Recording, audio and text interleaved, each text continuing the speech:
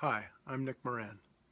On Sunday, June 19th, at Rick Stone's 2016 Guitar Hang, I interviewed 9 musicians in Rick's Brooklyn garden, asking them each 3 questions. How they met Rick, how they perceive him as a musician and a guitarist, and what they feel they might have learned from him. Here they are, in order and unedited. Enjoy.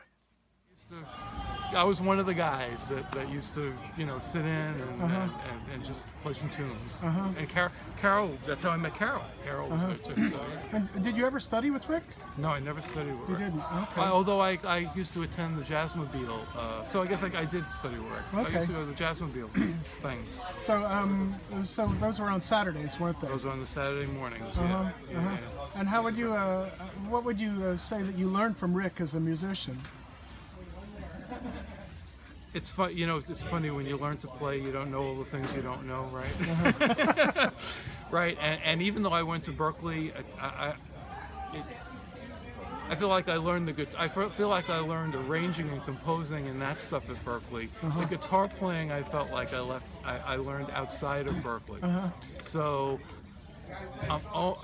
in my own mind, my own weird mind, I feel like I'm kind of self-taught, even though I've had the teachers at Berkeley and all that. And those Jazzmobile really kind of filled in a lot of gray areas. Excellent. He would talk and, hey, what about that? I was like, never really thought about that, And how would you describe Rick's musicianship, as a musician and a guitarist? Oh, he's just fantastic. Playing with him at the Anyway, or going to see him in club, he's just fantastic. Complete musician. There isn't a gig situation I think that'll trip him up. Except maybe a heavy metal gig. Yeah, right. Right? Singer, duo, chord, that doesn't really... All of it, really, yeah. Very yeah. versatile. Yeah. Wow, fantastic. Thanks a lot. No, Thanks. So Dave, go around, please. Dave, how did you meet Rick? I met Rick on MySpace. Rick sent me a message on MySpace, and I was just sitting there like this great guitar player is messaging me, and he wanted to get together and play. And the first time I met Rick was actually sitting in this courtyard. Right. He invited me to come over.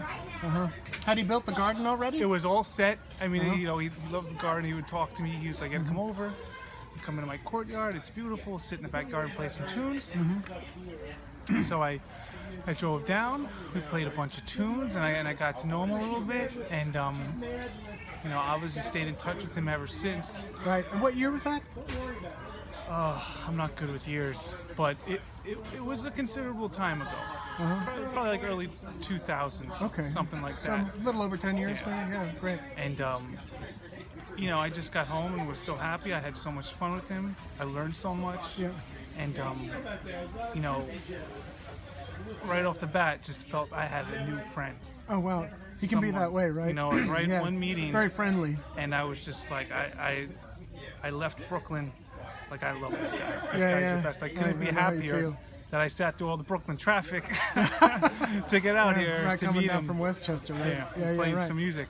Right. And so I've always loved coming back here and hanging out in the courtyard with Rick and getting to talk to him. And it's just love the guy to death. And how would you describe Rick's musicianship? What strikes you about him as a musician and a player? His sincerity, just his melodies. It's just so pure and singable, and he's just always learning. He's always learning. Always studying, isn't he? He's always studying.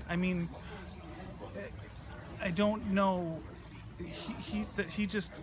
He's never not listening, learning from everyone. It doesn't matter what your age, what your experience level is. He never thinks he's better than anybody, even though he is better than probably everybody.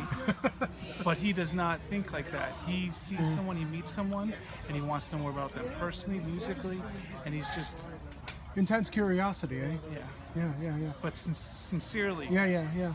And can you think of anything that you might have learned from Rick in your experience, in your interactions with him? Anything comes to mind? I hope this doesn't sound wrong. I love and respect Rick as much as any musician I've ever listened to Of or course. enjoyed, but sometimes I forget that he's a musician because I just love the guy so much. I mean that. Yeah. Sometimes I just, like when Rick would call me or I'd call him, it's not like I'm calling this guitar player, it's like I'm calling my friend. Yes, of course. And that's what I love about him, is Yeah, that beautiful. I met him through guitar, but I don't consider him one of like my guitar buddies. I consider him my friend. What do you say? Wow. All right. Thanks a lot. Okay. So, Carol, how did you meet Rick? Like most really good old friends, I'm not 100% sure. I believe it was originally through the Brooklyn Conservatory Music, where he was a teacher. And actually, I was a jazz student there, taking some classes. And I think we kind of came in each other's peripheral vision then. Just like, hey, nothing more. When do you think this was? Oh gosh. Probably 18 years ago. Okay. And then I went to Jazz in July at Amherst, and Rick was there, Right. and that was the year that we just started talking while we were up there. Okay. And then the real thing that happened was this guy named Enos Payne, who taught piano at the Brooklyn Conservatory of Music, died suddenly of an aneurysm, and they had a memorial for him, and Rick and I both were there, and we wound up being on the stage and playing together. Okay. And Rick, in his Rick way, said, "Hey, come over to the yard sometime and hang out. Let's play music." And that was at least 15 years ago, and I'm still here. Okay. And how would you describe Rick as a musician and a guitarist? He's very lyrical, and he's like a real storyteller. He has a real kind of arc when he plays every song. He's also one of the first guys that I worked with. Maybe that just says something about the people I've been working with, who not only insisted on a lead sheet with melody on there, but the words. And he knew the words to every single song we ever did together. Interesting. He could have sung every single one of those lyrics Thorough musician. completely. He's the story of the song. There you go. So that's cool. I think it's cool. And what would you say, or can you think of anything that you might have learned from Rick, through your interaction or maybe study with him or anything at all? It's about 5 years ago, I was working with him pretty regular, and a cello player, Right. a guy named Barry Kornhauser, great guy. And we had a couple of times where we'd be sitting around the living room trying this tune, trying that, and we decided to do Don't You Want Somebody to Love in 7. Right, with the new standards. I have no idea. And then Rick just took off. He was open to every idea, and yet really musical and really serious. And I've never laughed my ass off with anybody quite as much as I have with him. So there you go. All right. That's kind of the story. Okay, great. Anyway, it's mine. All right, thanks a lot. No, I have been in a war zone. Anyway, yeah, that's a different thing. Yeah. So Larry, tell me please how you met Rick. I met Rick initially at a gig that I was doing in Brooklyn. He just happened to be walking by the restaurant. It was like over in Park Slope. And he came in, hung out with myself, and I was doing a duo guitar gig with this guitarist named Chris Showers that I've since lost contact with. But Rick hung out with us, played a little bit, and He just saw you guys, Yeah. talked, and played with you a little bit. Yeah? hung out and played with us. And Just like that. Yeah. And Did he know the other guy? No, he didn't. He didn't even know me. He Yeah, just yeah. came in and I saw jazz, and he was just like, "Hey, I like you," And then we got up and played a bunch of tunes. What year was this? Would you say? 1997, 98. Okay. Yeah. And then after that, I saw him off and on. The next time I saw Rick was at Jazzmobile. I took his class. I guess. Oh, did you go to the Jazzmobile classes as well? Yeah, 2001. Oh, was when I went to the interesting.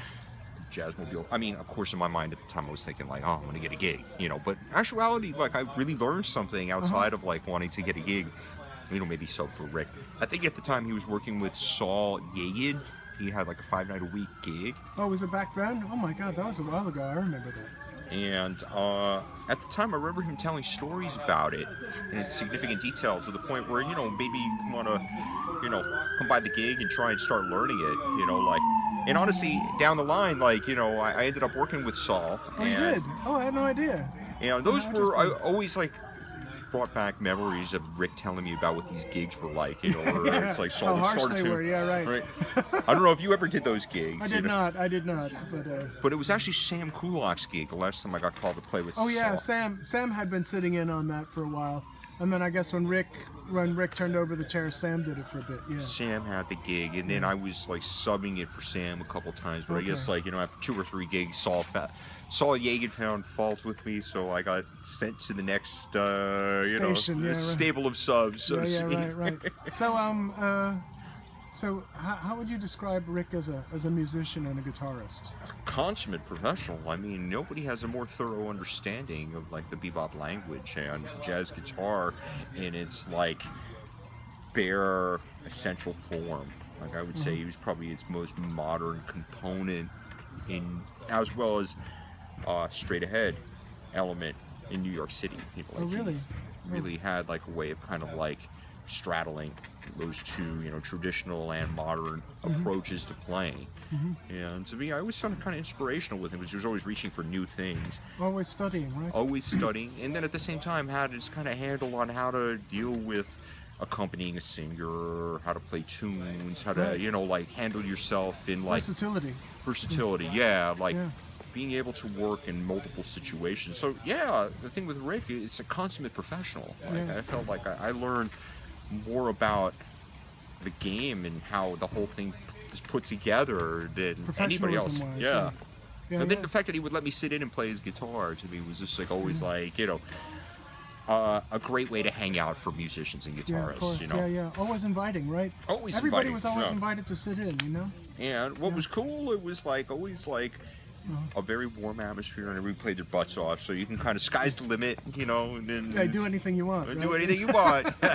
It was a hang, it's Yeah, beautiful, like today. kind of like today, yeah. Musician, so to speak. Yeah, beautiful. All right, thanks a lot, man. Thank you. Braden. So how did you meet Rick? It's kind of a funny story. I was telling Steve earlier, and I was talking to him. Back in the days of MySpace, sometimes jazz guitar players The would days just, of yore. days of yore, 10 years ago or so. Jazz guitar players would look for other jazz guitar players who were friends with other jazz guitar players they already knew, and friend them and start conversations. Which is also how I met Dave Kane, actually. Right. Dave met Rick on MySpace as Exactly. well. We all 3 of us met In the that early way. days of social media. Yeah. Yeah. So I met Rick on there, and and he friended me, and we, I listened to some of his stuff, and I was like, wow, Rick's a serious cat, And one day I put my Polytone for sale, Polytone Mini Brute, and put it up on MySpace, and Rick wanted to buy it. So he has your mini It's brute? right here. It's right here. Oh, that one That's was my Mini yours? Brute. Oh, Yeah. I didn't know I that. bought that in 2001 when I first moved to New York. It was my first amp when I came here to study jazz at New School University. Oh, you went to new school. Yeah. Okay. And when I was getting rid of it, he came and checked it out, and I told him, I was honest with him, I told him what was wrong with it. And he's like, that's cool. Like a reverb didn't work or something silly like that. Went on a lot of them. Yeah. And so, Rick talked my ear off for like an hour. Yeah, that's what he would have done back then, And especially. It was it was fun, man. I mean, Rick has been there, done that Yeah. in the jazz community. Absolutely. So he's got a lot of stories. So, and he's still got a lot more stories to tell. Yeah, of course. So, and I'm really looking forward to hearing the recordings that he's digging up. Oh yeah. Well, that stuff is very exciting. You'll hear some of that soon. And it's just it's so kind of him, to invite me to these things and hang out. I don't always feel like somebody who's like a huge jazz guy in the jazz community. I mean, I play jazz, and I've had. You do a lot of other things as well. Yeah, You do that's the thing classical about as me well. is that Yeah. I play in a swing band. I also sing and write. I sing and play guitar in a heavy rock band. Oh, nice. So I do that. I teach a lot of lessons. I mean, I do music for a living, but not specifically jazz. You know, jazz, it's always been hard for me to just pin down one thing and to take that all the way and to really get good at it. So I feel like, oh, there was a bug. You know, it's really cool to hang out with this circle of jazz guitar players. I mean, you guys are all like really incredible players. You know? Oh my gosh. And you all play more jazz gigs than I do. So I guess. Let me ask you, how would you describe Rick as a musician and a guitarist? Rick, his playing I think is a little more traditional, a little more like in the West Montgomery tradition. Incredibly melodic. Everything I hear from him just sounds great. I went to one of his gigs once. This was like maybe last year. He played an outdoor gig over on the east side of Manhattan. Right. And Was it at he was playing with- Hammerskull? Yeah. Over by the UN. Yeah, the plaza. Right? Yeah, right, yeah. Yeah, so I went to that, and you know, he's an incredibly melodic player. You know, and what else can you say? You know, And does anything come to mind that you might have learned from Rick as a musician? Anything that kind of stuck with you? thing that stuck with me as a musician. No, anything that struck you at all, you know?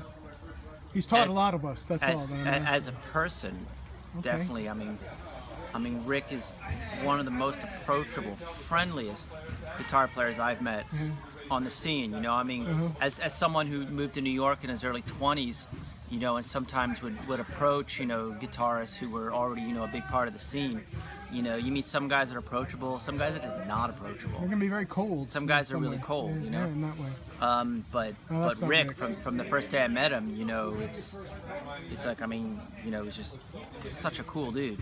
Yeah. You know, and Rick is like, you know, the funnest guy to just grab a beer with. Yeah, yeah. You know, like I'll run into him every once in a while, like the Tuesday night jam session, you know, up in Park Slope that Diego Viglino does. Oh yeah, at the Fifth and- Estate. Yeah, and then, the late then session we would there. just grab some beers and Oh, just hang nice, out, yeah. you know. Yeah. And Yeah, sweet cut. yeah, Diego's a great guy. He has some good players show up there too. Oh yeah, a lot, so. of course. Yeah. Ben Monder often is there. Yeah, of course. And the other guy that I really dig who comes there is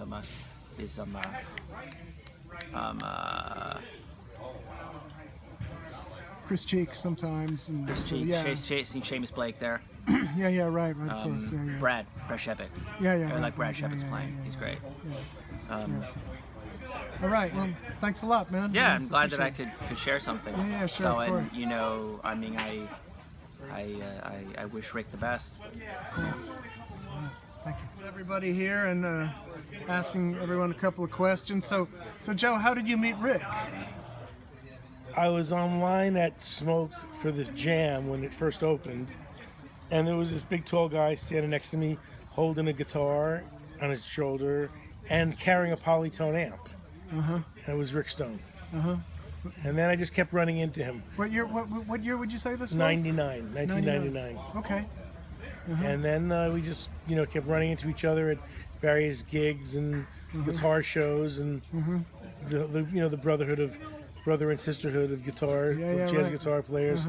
So we all just that's it. That's just how we run into each other at somebody else's gig, you know, or see each other's gigs. Wow. Yeah, interesting. So how would you describe Rick as a musician and a guitarist? At the top level of both things. He's a great guitar player, and he's a real musician. So he's not just, you know, he writes, he arranges, he understands, you know, all the things that musicians understand, and he's a great guitar player. Really plays his ass off. So I mean, I've heard him live and on record do some amazing things. Yeah. Is there anything that, I mean, I studied with Rick myself, and I know. and some people have, you know, either learned from him directly or kind of via osmosis, you know. Right. Sort of. Is there anything that you felt that you might have learned from Rick as a musician or as a guitar player, or anything that stands out to you? Something that comes to mind? I would say, since we don't really play that differently, if you know what I mean, like we're kind of in a similar ballpark in the kind of stuff we play. I would say that the biggest thing I've learned from Rick is his professionalism.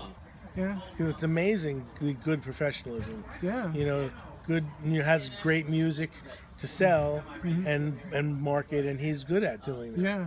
You know, he has the right product, and you know, and he's organized and Very and his music is like that. His music is very well arranged and well. You know, even though it's improvised, it seems very Very orderly. discreet. Yeah. It's beautiful. Yeah. Out of sight. All right. Yeah. Great. All right. Thanks a lot, man. Thank you. So Dan, how did you meet Rick? Well, when I first, I remember just finding his album by chance, and I remember seeing that Kenny Barron was playing on it, and I didn't know who Rick was, so but I figured it might be a good idea to buy it. So how did you come across the records? I just ran into it at, I was walking around looking at the records, the Tower Records or whatever it was. on the then, days of and- Tower Records. Yeah, good old days in the Upper West Side. Nothing but goodies. Yeah. Right. Yeah, and so I found it and I bought that record, The Far East, and I was amazed by Rick's playing, and so I felt like I had to contact him, and So you contacted him I directly. contacted him directly after that album and said, "Wow, I really enjoy it. Here's some of my playing. I really would like to come and study with you Oh, and, yeah. Oh, and out of sight. play." And so, yeah. What so year I- was this? This has got to be 90s. I don't remember which, when exactly.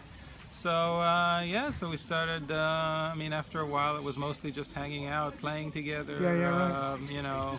He would show me some stuff that he thought might be interesting, and and then we just became friends and ended up see. playing a lot together, and then he's been such a great friend and inspiration, and course. just amazing musician. So. How would you describe Rick as a musician and a guitarist? Well, first of all, he's amazingly thoughtful on everything. So anybody who's talked to him knows that he can go on to like a theoretical discussion about anything for like hours. Of course. But then he's also, very much in the tradition and in the basics and in the sort of logic of jazz and bebop and the tradition and that combination really is what spoke to me. It's being, having that. Where you have the intellectual side down, but you also have the the warmth and the personal.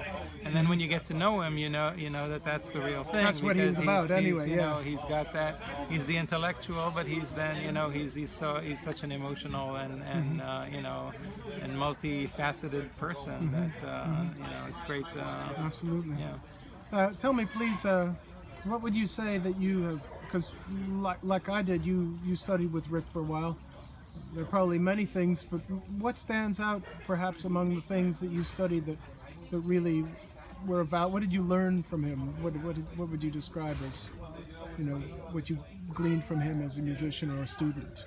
Yeah, at the stage that I came to him, it wasn't so formative already, so it wasn't like I was learning, scales or things like that from him, but it was more like an approach or a way of thinking about a tune or getting some criticism about, about what I was doing or how I was interacting with him when we were playing, because part of the thing that's really hard to learn in jazz is how do you interact with other musicians. They're not going to tell you if you're not doing the right thing, Hey, do this, yeah. Yeah, they're not going to tell you what you're supposed to be doing. You just kind of are supposed to learn it. So when somebody sits down and says, "Hey, you're getting in my way there a little bit," or you're pursuing your ideas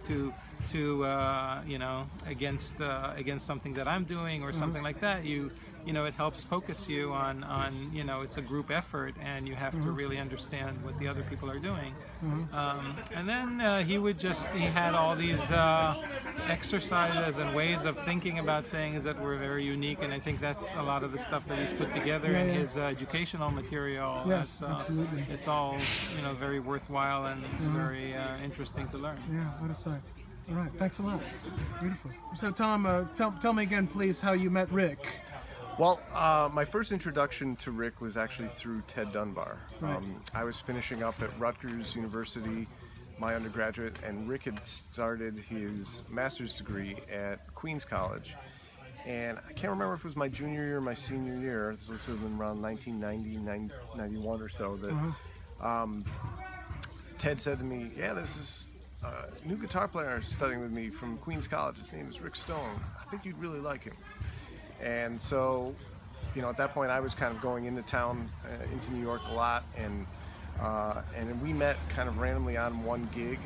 And then I also remember going to hear him. He did a thing at Carnegie Hall, a tribute to Hank Mobley, and remember going to hear that. And then after that, we, became more acquainted, and that was really kind of my first introduction to Rick. And how would you describe Rick as a musician and a guitarist? Well, to me, Rick is like the complete musician. He knows the instrument really well. He studied the instrument through and through, both pick style, finger style, all sorts of different kinds of styles. But he's really coming out of the jazz canon and has really studied that music and internalized it so deeply. He's also played other kinds of styles along the way, which have influenced him too. But his dedication to the tradition of jazz and to the jazz canon is really unparalleled. But also for me, Rick is a very dedicated teacher, and teaching is something that's very near and dear to me too. So in many ways, all the things that he holds so dear to his own artistic life and musical life is something that's very important to me as well. So I mean, in many ways, it's like a slightly older brother to me. Interesting. Yeah. And I've asked a number of people, is there anything that stands out that you might have learned from Rick, either musically, directly, or by example? Well, I think every time I get together with Rick, he's always sort of challenging me about different things that he's learned, whether it be on the guitar, on music. He'll always be telling me what he's listening to, or what he's reading, or what he's, and it's kind of, it always expands my horizons. And I always want to, I always come away thinking, oh man, I got to go check out that thing that Rick's talking about. It's intense curiosity, Yeah, doesn't very, it? very curious human being, and just always wanting to learn too. And I think to be around that kind of energy is really a blessing. Yeah, it is, absolutely. Well, thanks a lot. Yeah. Beautiful. So, Steve, please tell me how you met Rick. I met Rick in 2013. No, sorry, 2012, actually. Well, not that long ago, really. Yeah, I started taking lessons with him. At the time, I was in my first semester at Rutgers. I was getting my master's in jazz history and research, and I was writing a master's thesis on Billy Bauer. Oh, how interesting. So I'd been playing jazz guitar at that point close to 20 years, and was really interested in studying with somebody through the program, if I could somehow work that out, where it was not someone who was necessarily teaching at the school. And there were a few options, a couple of people who will remain nameless, and I centered on Rick for a number of reasons, but principally because I had heard a version that he did on fractals of Stella by Starlight, and I was like, man, this guy's voicings are incredible. Yeah. So that was the articulation. his latest release. Yeah, exactly. I mean, the articulation. My oldest brother had studied with Pat Martino in the early '90s, and so I kind of grew up around that kind of sound and articulation. And Rick was kind of coming out of that with his right hand, particularly in terms of a lot of the picking. Right. And I play mostly thumb and fingers, so I was really interested in what this guy had to say and what he was doing. Did you want to study, pick technique with him I as well? wanted to study pick technique, but it was really predominantly theory and different applications of theory that I hadn't really explored, at least in a formal teaching setting. I see. And so I called him up, and first conversation alone on the phone, we were talking intense, like isn't an it? hour and a half. You know what I mean? It's really just, the generosity hit me within 2 seconds. Yeah, it's This amazing, guy isn't it? is not only a wellspring of information, but he's going to share it. Yeah, and I absolutely. was just blown away. And I traveled at the time about an hour and a half. I was living in PA at the time, so I would travel. Well, it was more than an hour and a half. Geez, I would travel close to 3 hours between the subway and everything else. Oh my and the gosh. bus just to get to here to study, with him. And the deal with school was that I would be doing it basically 10 times, 10 lessons, and that would count toward a class. Right. But I loved it so much, I just kept doing it. Oh wow. And we did it for a few years. And, Oh wow. Fantastic. And I couldn't get enough of it. I mean, it was, again, the generosity, his knowledge, the fact that he came from rock music, which I think was really important for me. You know, here was a guy who, it seemed to me, understood the kind of struggles that a lot of people who were advancing in jazz guitar have, and was very patient. And I was really, really thankful for that. And you know, I just love the guy. He's an incredible person, incredible musician. How would you describe him as a musician and a guitarist? As a musician and a guitarist, you know, it's interesting because for me, given the academic background I have, I tend to think almost immediately in a historical perspective, and I see him really to a great extent coming out of the Johnny Smith and the Pat Martino tradition. Really good readers, people who have a great pick technique, and harmonically, it's so flipped out. Very advanced. I mean, yeah. a lot of the arpeggios that he would play when we were together, the intervallic leaps were just I'd never heard anything like that before. Interesting. And it was just so wild to me, and he was really cool about it, you know. I mean, this was something that just, you know, he got With just and, fluidity. exactly. As well. Yeah, exactly. Absolute command. Exactly. So, you know, and it was that, and the originality, the fact that he wrote tunes, which I really composer, respected. yeah. You know, I mean, he's an incredible composer, and one of the greats. You know, one of the great people on the jazz guitar scene. So I actually wrote this tune for him, which he has yet to see. I haven't presented to him yet at our little party here. Well, the But intervallic moves the look intervallic like Rick. moves are very much Rick, and you know that's why. You know, I mean, I started to hear this line in my head, and was like, "That's it, man. This is what this guy gave me." So That's thanks, right. Rick. I All right. appreciate it. Thank you. Yep.